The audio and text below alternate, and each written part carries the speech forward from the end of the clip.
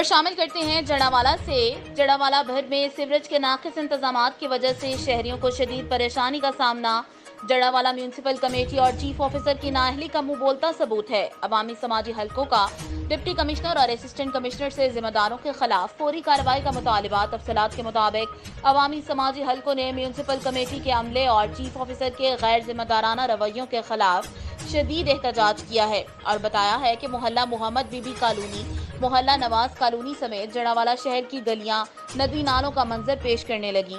Sewerage के नाकिस इंतजामात और MC के नाअहल अफसरान ख्वाब खरगोश के मजे ले रहे हैं, जिसकी वजह से तमाम सड़कें जगह जगह से टूट फूट का शिकार है। म्यूनिसिपल कमेटी खामोश तमाशाई का किरदार अदा करने लगी।